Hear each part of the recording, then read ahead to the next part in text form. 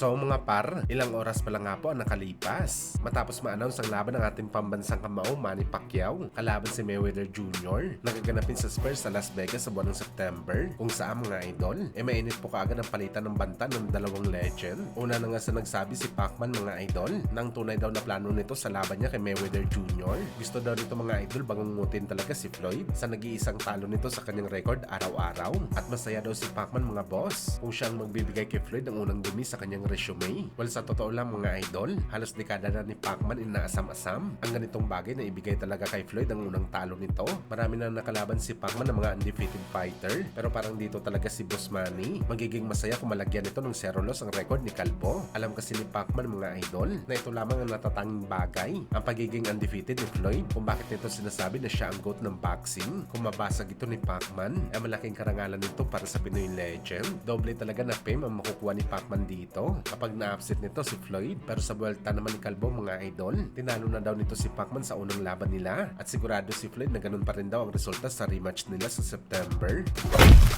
Sa kabilang banda naman mga idol, matapos nga po sinampal ng kahihiyan ni Eddie Hearn dahil naliit ito ang Supa Boxing sa rason na gumagawa daw sila ng pipitsugin ng mga boxing event at wala daw mga bigati ng mga boxer na hawak ng Supa Boxing, kung saan mga boss natamimi nga si Eddie Boy nang nilayasan ito ng kanyang number 1 na alaga na si Conor Ben at lumipat ito sa Supa Boxing, kung saan mga idol tila madagdagan na ang karma na sasapitin ni Eddie Hearn sa pagmamaliit nito sa Supa Boxing dahil ang isa din sa mga alaga nito na si Shakur Stevenson na isa sa mga top pound per pound boxer matunog din na pipirma din ng kontrata sa Supa Boxing kasama ang dating heavyweight champion na si Tyson Fury. Grabe talaga mga boss, tila nung nakaraang araw lamang maangas pa talaga na minaliit ni Eddie Hearn ng Supa Boxing na hindi daw ito tatagal sa industriya ng boxing sports. Pero ngayon nasa kanila na si Conor Ben, Jayo Pitaya, Andy Ruiz, Mark Magsayo at tila si Shakur at Tyson Fury sasapi na rin sa Supa. Lahat ng mga fighters na to mga idol sapat na para sa pawan ng mga fighters na meron sa Eddie Hearn.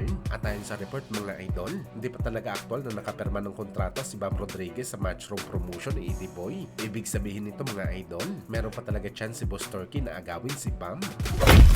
Sa kabilang banda naman mga idol, meron nga po kumakalat sa Facebook na opisyal na daw kasado ang laban ng General Casimero kalaban si Luis Nery sa April 18 para sa WBO title eliminator fight, kung saan mga idol, suportado nga ito ng Yahoo Japan News dahil meron silang article na pinakita. Bagamat para sa atin mga idol, kaduda-duda talaga ang article na to. Japanese kasi ang nakasulat at kung titingnan natin mga idol, kung kailan pinablish ang report, nakalagay dito August pa, kaya parang copy lang siguro ito mga idol dati pa. Mas mabuti mga boss, abangan na lang natin ang tunay na announcement para makasiguro tayo kung legit ba ang balita at sana mangyari talaga ang laban dahil isa tayo sa masaya na makalaban ni Alas si Luis Nery.